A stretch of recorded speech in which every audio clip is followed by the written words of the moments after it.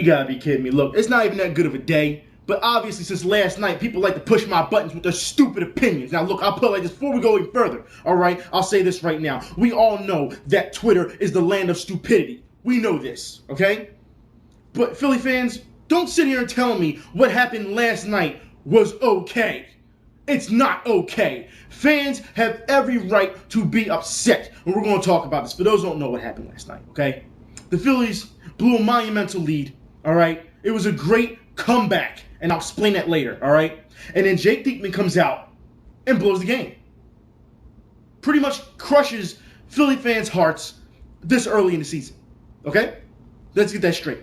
People on Twitter are upset. They're going off. Now, people, understand something. There's nothing worse in a fan base.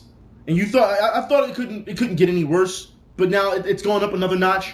I used to say the worst type of fan in a fan base is the bandwagon super fan. Now, for those who don't remember that, it's one of those people that don't care about the team when they're losing, didn't care about them at all, period. All of a sudden, they start winning, start generating hype. Then all of a sudden, this person goes out and buys all this merchandise and claims they've been a fan forever, which we know is a lie, all right? So right then and there, we know I thought that was going to be the worst type of fan, but no, all right? Now we have another notch that's been going on, and that is the enabling fan.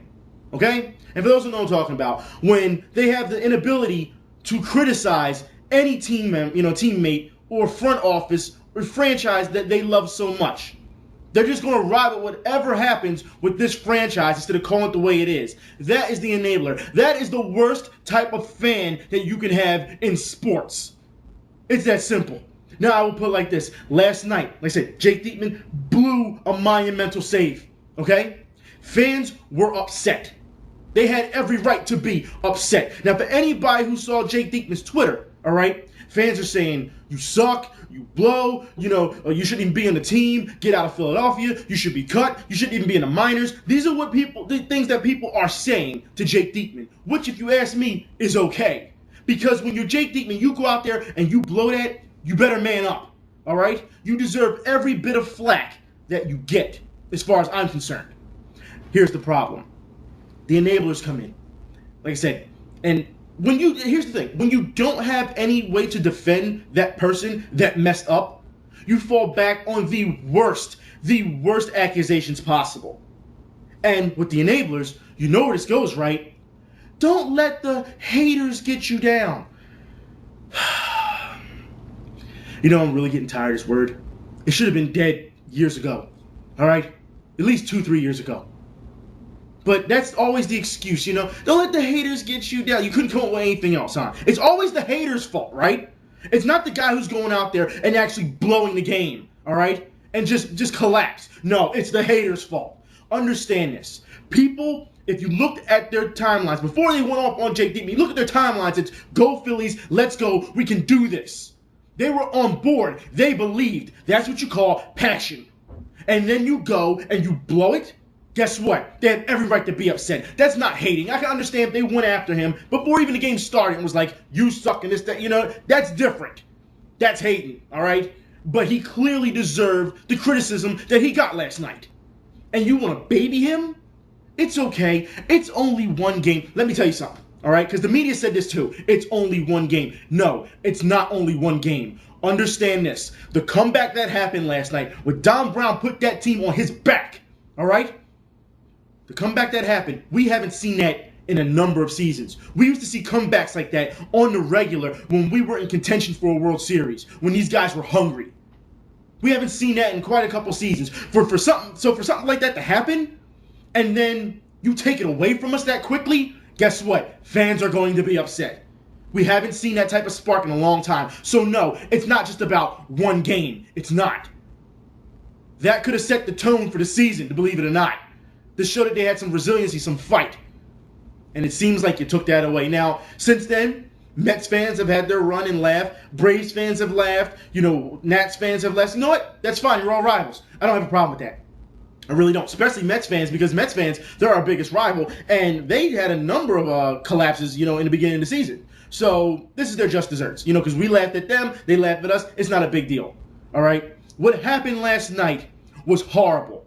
And for fans to sit here, and I'm talking, like I said, it's not just fans are like, say, young people. No, we're talking people who are like 65 years old talking about something. Don't let the haters get you down. You realize you're embarrassing yourself by using that word, right? At 65 years old. You understand this? You make all of us look bad when you enable bad things. It's his responsibility. And like, well, you couldn't have went out there and did it. Well, neither could he. Understand this real quickly, all right? You can't bring in Papelbon in that situation due to the fact that you just had him out there 3 nights in a row. You'll be overusing your closer, all right? And then you're already complaining about him not being able to close. So you have no choice but to bring in Diekman pretty much. And then when he gets it, he blows it. So guess what? Fans are upset. Now, I will put it like this. When I was on Fox News, and everyone who remembers this, if you don't remember the video, I'll put the link in the info bar. When I was on Fox News and they featured me, that was how many years ago? How many seasons ago? And what did I say? How to fix the Phillies in 60 seconds. What did I say was the problem? The bullpen. 3 seasons later, what's the problem? The bullpen. Yet, everyone still wants to praise the front office. I don't understand this. How do you give Kyle Kendrick all that money and not try to fix your pieces of the bullpen? The bullpen, not only are they overused at this point, because they are. If you look at the numbers, they are overused, but they are not good. It's that simple. And the guy who played, somewhat fairly okay last night, guess what? You just sent them down to the minors.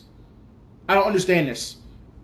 The Phillies make no sense, and now you're seeing defense for Ryne Sandberg, and people are like, well, you know what? It's not his fault. It's the players who messed up. No, first, we can't blame the players, right? Because if we blame the players, then we're haters. Then when you look at the skip, then you say, oh, it's not his fault. Who do you blame then? We can't blame the front office. We can't blame the manager. We can't blame the players. This is the problem with Philly sports right now. And fans and media. Someone has to be the fall guy here. You cannot go out there and put on that type of display and expect people not to be upset and then say, it's only 1 game. No. All those games count, especially when you have a team that has pretty much a number of question marks on them. Every one of these games count. It's ridiculous. But yet, that's okay. And I want to talk more about baseball, because I'll tell you, Philly fans really piss me off when I see things like that. So since you have all the answers, know-it-alls, why don't you tell me then, who do we blame for this? Ryne Sandberg vouched for those players on that team, right? That's the team he picked to put on the roster, right? All right. You don't want to blame Ruben Amaro, even though he's the one paying these people and not going out and getting better players. You can't blame the players because we'll look like haters if they don't perform on a nightly basis. Who do you blame? Seriously. Blame the fans, right? Because clearly we're the one that influences them to blow games. Yeah, that makes a lot of sense. Think before you speak. It's that simple. Now I will put it like this. I want to move on to more baseball. I want to go back to the Mets. For those who don't know what happened, all right? Not too long ago, Daniel Murphy, I don't know if Mets fans know about this, but Daniel Murphy missed the first 2 games of the season because he wanted to be with his wife to see his firstborn child, his son, be born. That's he wanted to see it. That's a moment in his life that he wanted to see. He missed the first 2 games. And apparently, Boomer Esiason, out of all people, Boomer Esiason, I don't know why he has the nerve to say anything, has a problem with that. Listen to this disgusting display of being a man. The Mets second baseman Daniel Murphy has taken criticism from Critical Talk Radio in New York for having the audacity to put his wife first on the occasion of the birth of their son. He skipped the first 2 games of the season at Washington to be with wife and child in Florida. Men are pigs. Bottom line, if that's not me, I wouldn't do that. You get back and you play game 2. Quite frankly, I would have. Good. I would have said C-section before the season starts. I need to be at opening day. I'm sorry. This is what makes our money. This is how we're going to live our life. This is going to give my child every opportunity to be a success in life.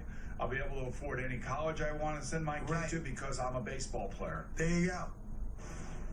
Yeah, that was Boomer Esiason and Craig Carton, and now Mike Francesa of WFAN said this, quoting, I mean, what would you possibly be doing? I guarantee you're not sitting there holding your wife's hand. One day I understand. Go see the baby be born and then come back.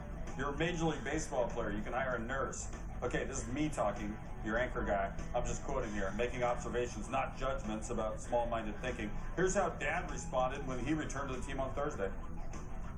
It can only speak to our experience, and it felt for us like the right decision to make was for me to stay a little bit longer, to take that first paternity day. I think I had paternity leave till Friday. She was the one who was rather insistent. She wanted me to come back. I wanted to too, but the pull of her, and your son makes you want to stay. Absolutely disgusting. Now, let me start off by saying, you're going to force your wife, Boomer Esiason, to have a C-section? Really? For those who don't understand how C-sections work, okay? C-sections in women are only used if there's possible complications of natural birth. You understand that. You don't tell her, hey, babe, I need you to cut this baby out real quick so that I can go play baseball. Understand, that baseball player is under contract. He has a number of guaranteed, in his contract. If he misses the first 2 games, it's not going to matter. Okay? We are talking about this man's family, his wife. This is the person he's spending the rest of his life with. He is not going to abuse her body because he got to get back to a baseball game. Oh, this is my job. This is how it's going to pay the bills. Understand that job is going to be there. We know this. For Boomer Esiason to try and justify what he said is disgusting. Don't sit here and tell me. And then Mike Francesco, whoever, it doesn't matter. Mike Francesca, that's what I'm going to call him from now on. Okay? Understand this.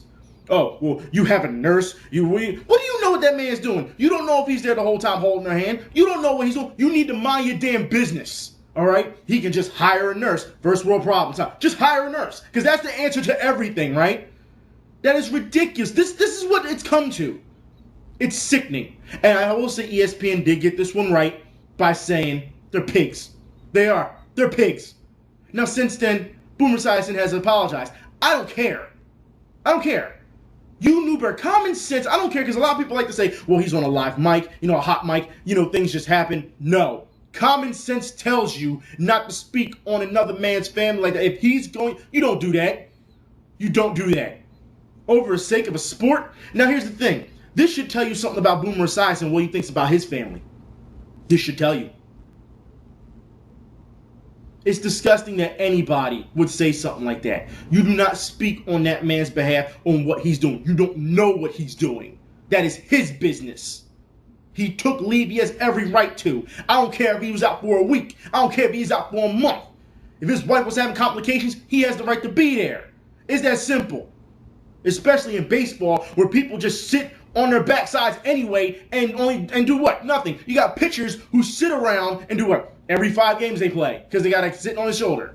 You have guys who don't work out. You've seen guys who get freak injuries. They walk 3 feet off the plate trying to run, hurt themselves. So much for training, calisthenics, and all that other stuff, right? Don't give me this. You got pitchers with their guts hanging over their belt, throwing the ball. Don't tell me that all of a sudden if this guy misses 2 games, that it's a tragedy. It is disgusting that he would just think, hey, look, you just got to cut the baby out. What the hell is wrong with these people? What the hell is wrong?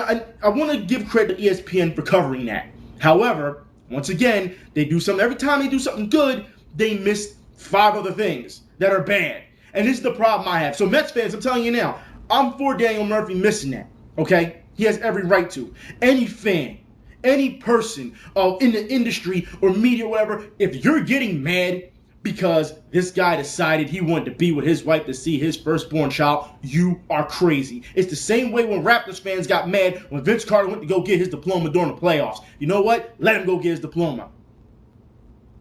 I don't want to hear it. That's the problem with people today. You're so obsessed with sports and not looking at the fact that life, and I keep telling you, sports can help in life, and it does. Clearly, it shows. But when you have people like Boomer Esiason, who, let's be honest here, he's trying to be a role model, because we see him on TV all the time talking it. Now he gets on radio, he's a completely different person. I put it like this. This goes to show you how two-faced a lot of these people are. When I say athletes, and I just talked to Kenny Smith not too long. What Kenny Smith say? He was like, keep your heroes in your mind, heroes. Understand, athletes are athletes.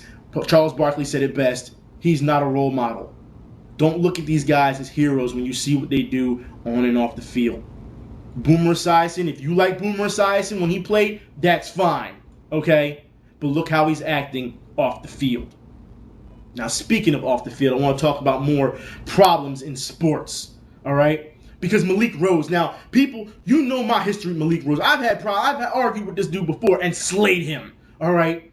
But now Malik Rose is going to come out and say that basketball, that flopping in basketball, is part of the game.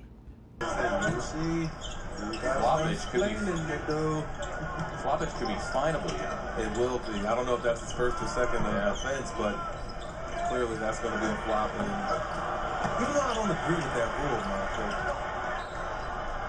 it will be addressed. That will be called about that. Well, and in the NBA, what they do is they review it later on. Meantime, in the D-League this year, the officials are making calls right away on it, right? They're experimenting with, what is it, a technical foul when you do that right away?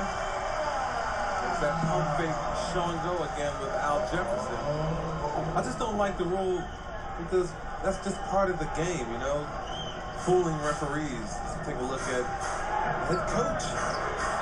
And people still want to take this guy seriously? Seriously, why hasn't CSN fired this guy yet? Why does this guy have fans? For anybody to sit here and think, oh, I forgot. No matter what you do in life, whether it's good or bad, there will always be somebody there to defend you. Always. That's why he has fans. But what I don't understand is how anybody can take this dude seriously anymore. And this is off the field. He's not on the court anymore. No, he's off the court saying these things. If you really believe that flopping is part of the game, there's something wrong with you. Play the game straight up like a man, like a competitor. If you are better than the person that's guarding you, you won't have to flop. It's that simple. You won't have to sell it. You won't have to try to deceive the referees because you were hurting the integrity of the actual sport. You know, the sport that actually got you out of the hood, the sport that got you millions, the sport that got you your job that you have today. You owe a lot to this sport. And to sit here and say that it's okay to disrespect it shows that you haven't learned a damn thing about basketball. It's that simple. And now when you have players saying it's ex-pros and regular pros, because we've seen Wade come out and say it, we see LeBron do it, now it influences the youth.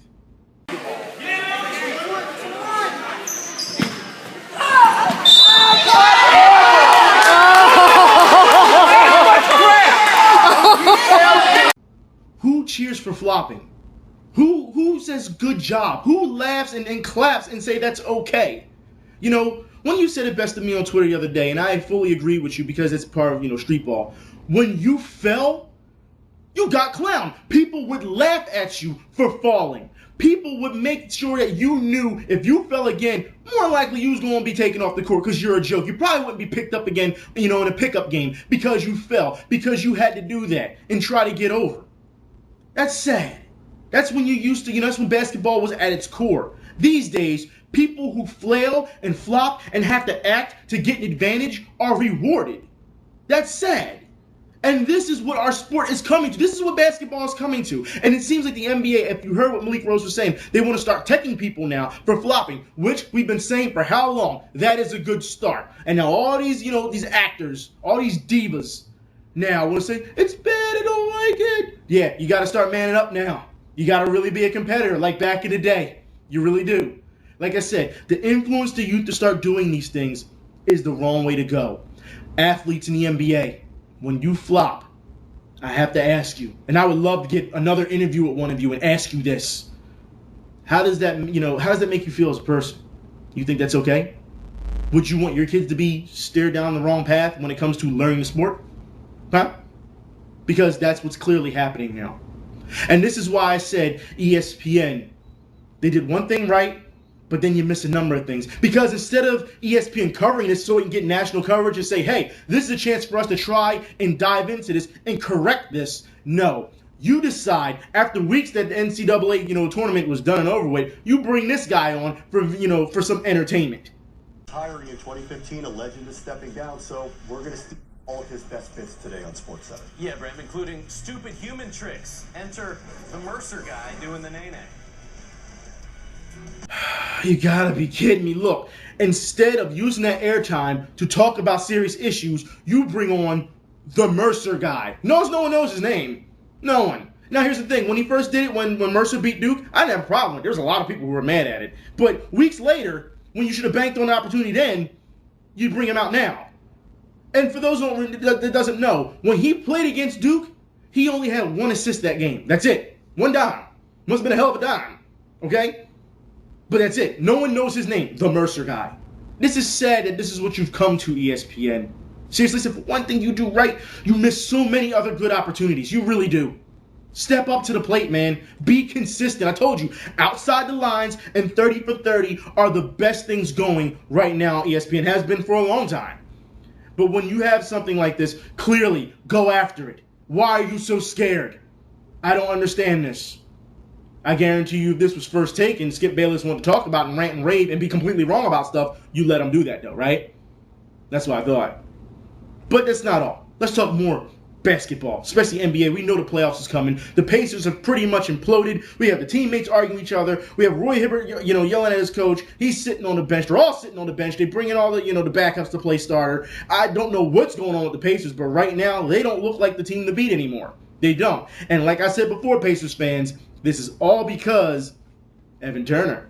Because everything was fine until you traded for Evan Turner. But no one wants to talk about that. So now the Miami Heat are back in the pole position, and now even more bandwagon fans, that's right, more bandwagon fans are jumping on the Miami bandwagon when it comes to trying to ride that championship.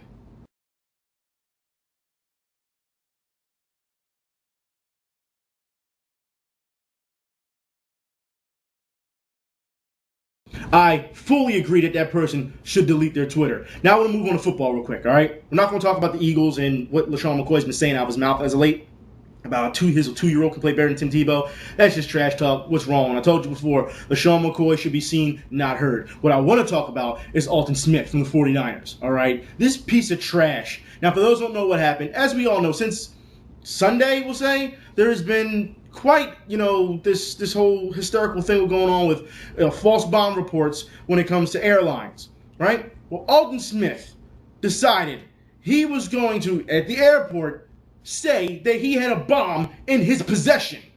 That's right, when he couldn't get his way. Now, of course, he didn't at the time, but he was charged with a false bomb report because, of course, that holds up everything. Why is this guy allowed to stay on the team? I'm going to go into this, all right? I want to talk about this real quick. I want to talk about this. Aldon Smith.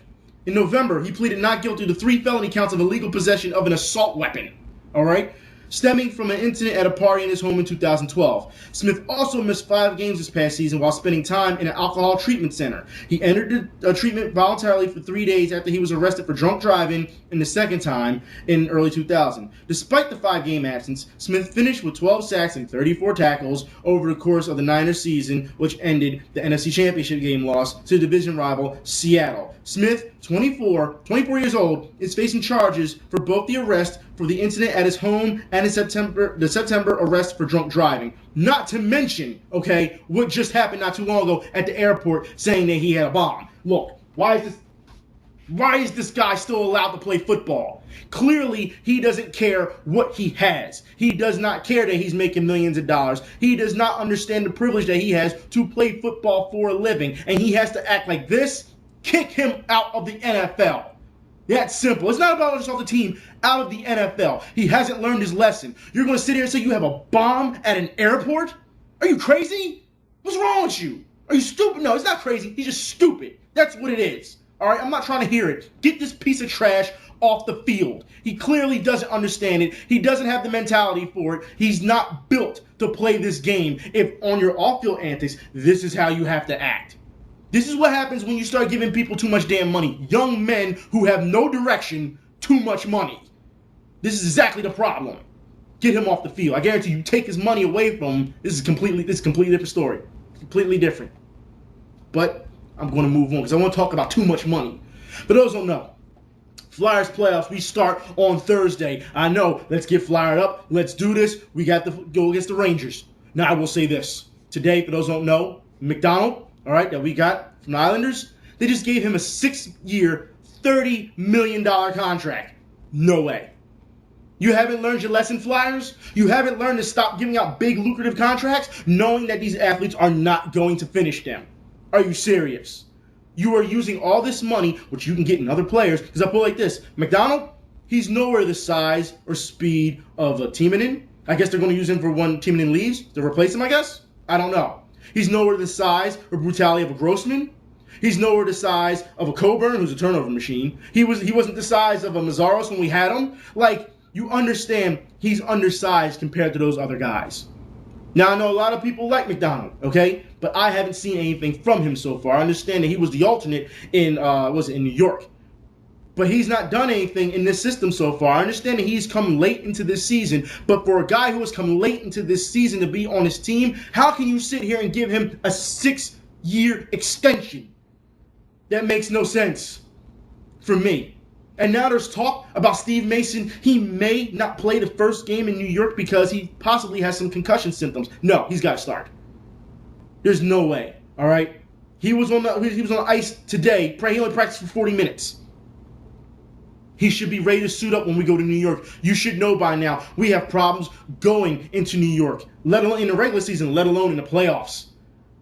We need our best goaltender to be out there. The Flyers need to take game one. They need to. As far as I'm concerned, it is pivotal. I'm not trying to hear if they lose. Well, we can try to take game two and then take home field advantage. No, you have to set the tone early. Get to them. Penguins fans, you are lucky that we are not playing you in the first round because we have owned you all year. You're lucky. But this is something that, this is going to be drawn out. Broad Street versus Broadway. And Rangers fans are going to have a lot to say to us. Flyers fans, we are the underdog in this situation. We are. The Rangers are clearly a better team. They are. And what I mean by that, I mean consistently, and they can ride Lundqvist. They have that goalie. He is a wall. You have to get to him early. If you don't get to him early, lights out. You really have to get to him, Flyers. Let's do this. Start off with fire. Start just like how they start off the Pittsburgh games, like in the playoffs. Remember when Claude Giroux hit, was it Sidney Crosby, and they were all fired up? That's how you have to start off this Rangers series. Let your presence be known. Set the tone. Because if not, the Flyers will be setting home packing early. And I'm seeing a lot of people in the media complaining about the schedule. Who cares? I'm not trying to hear it. Y'all complain every year about the schedule, whether it's hockey or was it baseball playoffs, whatever. You always have a problem with the schedule. Just suck it up and get ready for some hockey. That's all it needs to be said. Anyways, I'm done. I'll talk to y'all later. Y'all be safe. I'm out.